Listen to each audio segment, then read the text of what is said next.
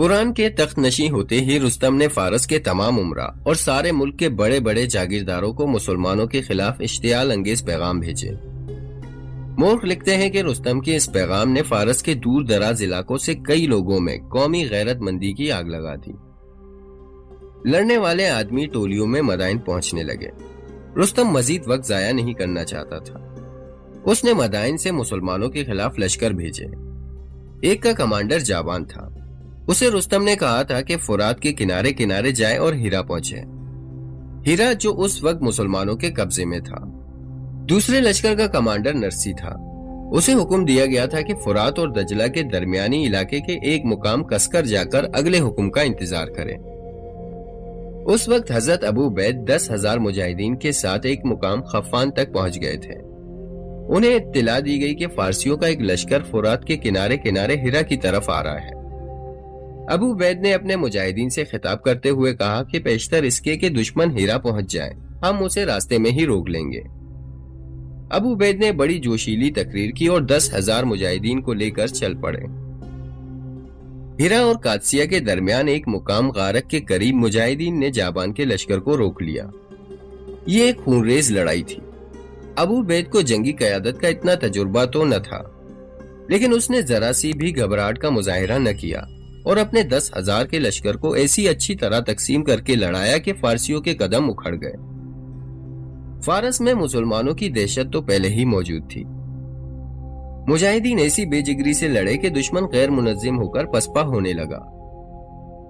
رستم کا یہ لشکر اپنی بے شمار لاشیں اور تڑپتے ہوئے زخمی پیچھے چھوڑ کر ایسا بکھرا کہ مجاہدین نے فارس کے کمانڈر جابان اور اس کے نائب مردان شاہ کو پکڑ لیا۔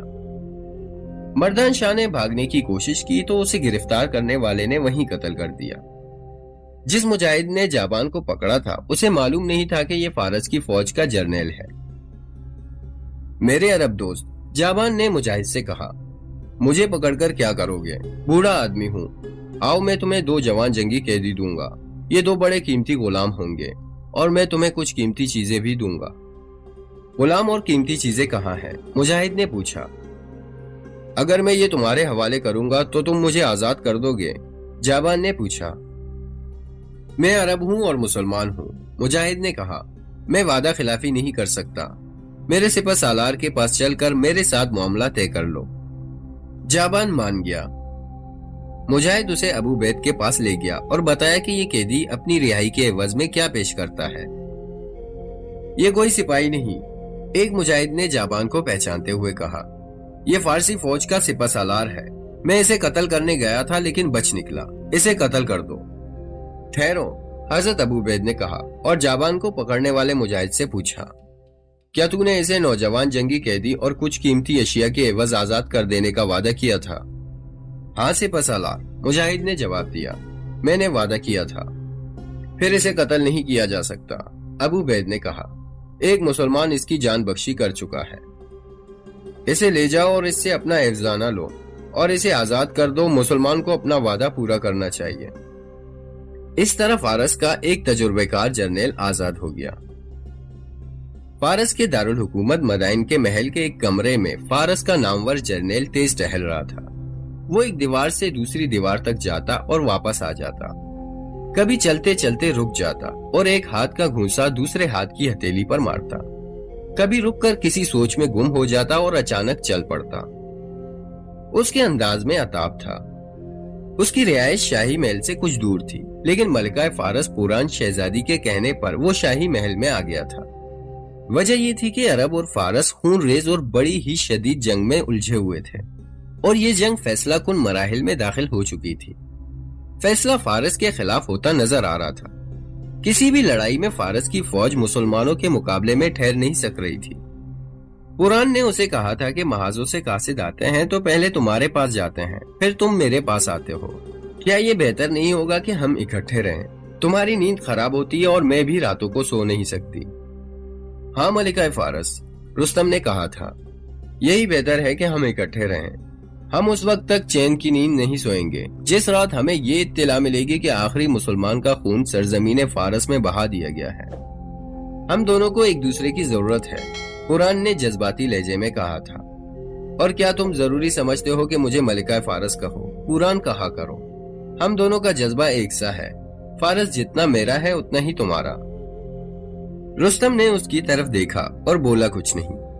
پوران نوخیز لڑکی نہیں تھی، جوانی کی آخری حصے میں تھی، لیکن بادشاہ کی بیٹی تھی، اس وجہ سے عمر سے کم لگتی تھی اور وہ فارس کے حسن کا نمونہ تھی۔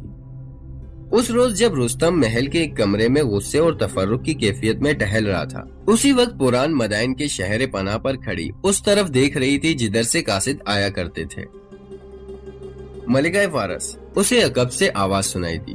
اس نے گھوم کر دیکھا، اس کے قریب قلعہ دار کھڑا تھا۔ اگر ملکہ قاصد کے انتظار میں ہے تو نیچے چلی جائیں، قلعہ دار نے کہا۔ قاصد آ چکا ہے اور وہ سیدھا رستم کے پاس گیا تھا۔ رستم نے مجھے کیوں نہیں بتایا؟ پوران نے کہا۔ اس سوال کا جواب میں کیسے دے سکتا ہوں ملکہ؟ قلعہ دار نے کہا۔ میں بھی رستم کے پائے کا جرنیل ہوں، محاذ سے آنے والے قاصد کو دور سے دیکھ کر بتا سکتا ہوں کہ یہ اچھی خبر لایا ہے یا بری۔ میں نے اس قاصد کو دیوار کے اوپر سے دیکھا تھا، اس کا چہرہ اور اس کے گھوڑے کی چال بتا رہی تھی کہ خبر اچھی نہیں۔ خبر جو بھی آتی ہے اچھی نہیں ہوتی، پوران نے اپنے آپ سے بات کرنے کے انداز سے کہا اور دوڑتی ہوئی شہر پناہ سے اتر گئی۔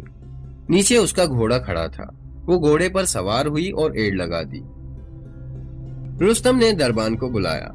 جالینوس سے کہو فوراً میرے پاس آئے، رستم نے دربان کو حکم دیا۔ دربان باہر نکلا تو کچھ ہی دیر بعد دروازہ بڑی زور سے کھلا۔ رستم کمرے میں کھڑا تھا اور دروازے کی طرف اس کی پیٹھ تھی۔ آ گئے جالینوس، رستم نے دروازے کی طرف گھومے بغیر کہا۔ جابان کی خبر سن لی تم نے؟ میں خبر سننے ہی آئی ہوں رستم۔ رستم تیزی سے گھوما، جالینوس کے بجائے اس کے سامنے پوران کھڑی تھی۔ تمہارا چہرہ بتا رہا ہے کہ خبر اچھی نہیں، پوران نے کہا، اسی لیے تم نے مجھے ابھی تک بے خبر رکھا ہے۔ کیا خبر آئی ہے؟ جابان اور مردان شاہ نے سلطنت فارس کی بنیادیں ہلا ڈالی ہیں، رستم نے شکست خوردہ لہجے میں نہیں بلکہ غصیلے لہجے میں کہا۔ دونوں نے مسلمانوں سے ایسی شکست کھائی ہے کہ مردان شاہ کو مسلمانوں نے پکڑ لیا تھا، اس نے بھاگنے کی کوشش کی تو اسے قتل کر دیا گیا۔ اور جابان؟ وہ زندہ ہے، رستم نے جواب دیا۔ قاصد نے بتایا ہے کہ جابان بھی پکڑا گیا تھا، لیکن انہیں ایک دھوکہ دے کر زندہ واپس آ گیا ہے۔ اگر مردان شاہ اور جابان جیسے جرنیل شکست کھا گئے ہیں تو کیا میں خود آگے چلے جاؤں؟ نہیں رستم، تم ساری فوج کے قائد ہو، سلطنت کے تمام اہم امور کے بھی تم ہی ذمہ دار ہو، تم یہاں بیٹھ کر جرنیلوں کو لڑاؤ۔ مجھے یہ بتاؤ کہ مسلمان زیادہ طاقتور ہیں یا ہماری فوج میں کوئی ایسی خامی ہے جو ہمارے جرنیلوں کو مسلمانوں کے آگے ٹھہرنے نہیں دیتی؟ میں تو یہ سنتی ہوں کہ مسلمانوں کی تعداد ہمارے مقابلے میں بہت ہی کم ہوتی ہے، پھر یہ ہر میدان میں فتحیاب کیوں ہوتے ہیں؟ اس لیے کہ وہ خوبصورت عورتوں کے گالوں اور ریشمی بالوں سے سکون حاصل نہیں کرتے، وہ شراب کی سرائیاں خالی کر کے اپنی شکست کو بھولنے کی کوشش نہیں کرتے، وہ محلات میں نہیں رہتے۔ معلوم نہیں کہ ان کا مذہب سچا ہے یا نہیں، لیکن وہ اپنے عقیدے کے پکے ہیں۔ میں تو یہ سمجھی ہوں کہ مسلمانوں کی قیادت مستحکم اور پرعزم ہے، پوران نے کہا۔ میں نے سنا ہے کہ ان کا خلیفہ انقلابی ذہن کا آدمی ہے، کیا نام ہے اس کا؟ عمر ابن الخطاب، رستم نے کہا۔ ہمارے جاسوس مدینہ میں موجود ہیں، وہ یہودی ہیں اور مدینہ کے ارد گرد 2-4 عیسائی بھی ہیں، وہ باقاعدہ خبریں بھیج رہے ہیں۔ ان خبروں سے تم نے کیا حاصل کیا ہے؟ پوران نے پوچھا۔ میں پہلے کہہ چکا ہوں کہ مسلمان عقیدے کے پکے ہیں، رستم نے کہا۔ یہودیوں نے اپنی بڑی ہی حسین لڑکیوں کو بھی استعمال کر کے دیکھ لیا، لیکن ناکام رہے۔ ادھر ہمارے سپاہی سے سالار تک کا یہ حال ہے کہ عیاشی کا کوئی موقع ہاتھ سے نہیں جانے دیتے۔ یہودیوں نے مسلمانوں کو ہماری جنگی ہاتھیوں سے ڈرایا تھا، انہوں نے مسلمانوں کو ہاتھیوں کی ایسی خوفناک باتیں سنائی تھی کہ یہ یقین ہو گیا تھا کہ خلیفہ ہمارے خلاف اور کوئی لشکر تیار نہیں کر سکے گا، لیکن ان کا جو لشکر آیا ہے اس کی تعداد 10,000 تھی۔ اس کا سالار ابو عبید ہے، اس نے پہلی لڑائی میں ہی ہمارے 2 جرنیلوں کو ایسی بری طرح شکست دی کہ دونوں کو پکڑ لیا اور ایک کو قتل کر دیا۔ اب تم نے کیا سوچا ہے؟ پوران نے پوچھا۔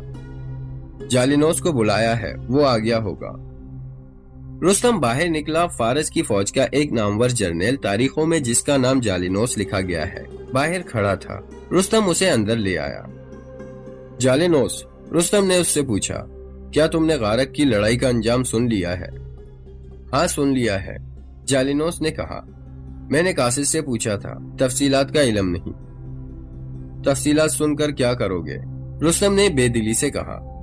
मर्दान मारा गया है, जाबान किसी तरह जान बचाकर अरबों की कैद से निकल आया है।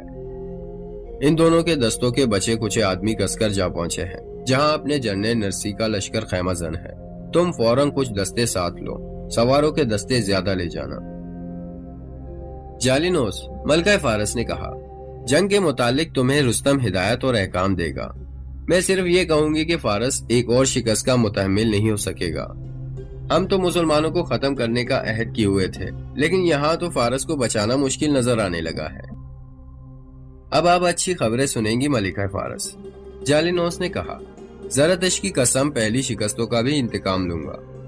जालिनोस ने अपने दस्तों को तैयार किया। मदाइन पर खौफ और हिरास तारी था।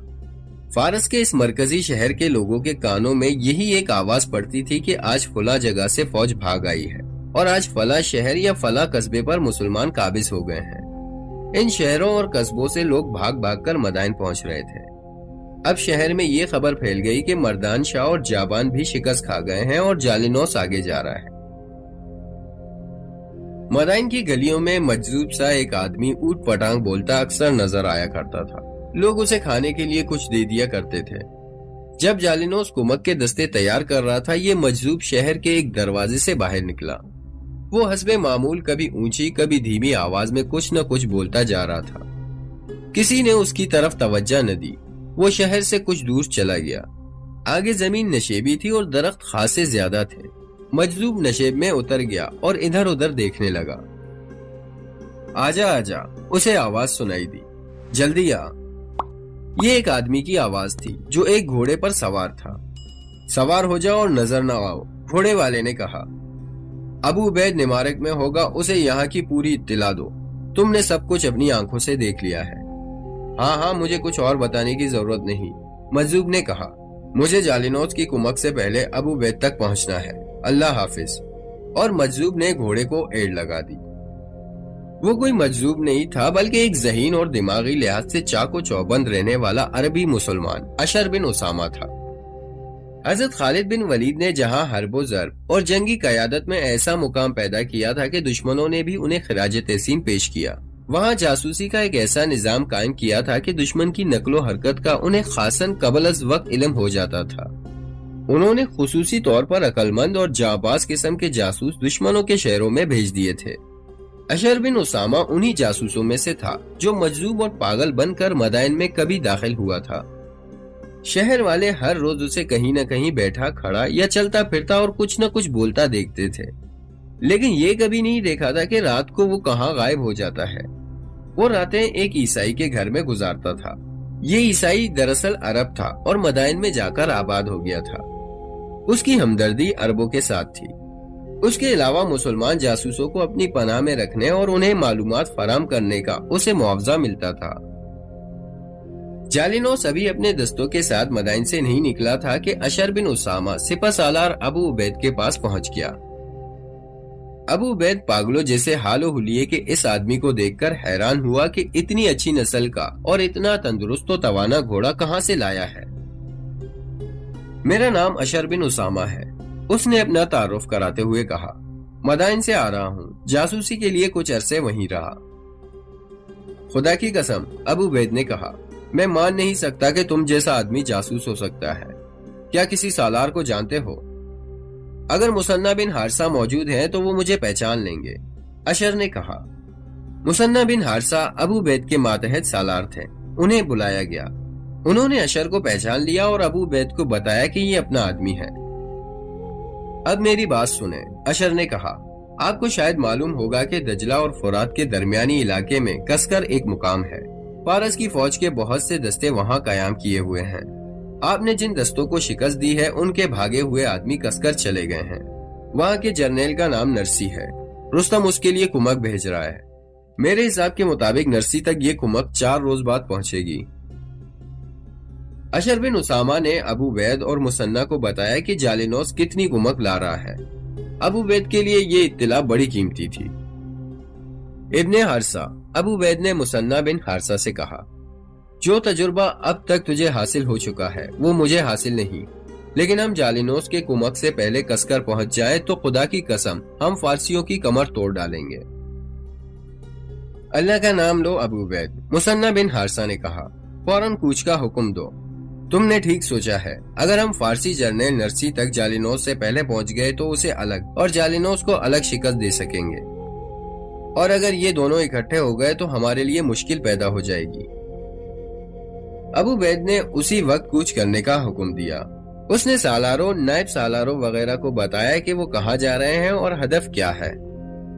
غزوہ بدر سے یہ روایات چلی آ رہی تھی کہ مسلمان تعداد میں کم تھے، دشمن نفری کے لحاظ سے 3 گنا طاقتور تھا، اس کے پاس گھوڑے زیادہ اور ہتھیار بہتر قسم کے تھے۔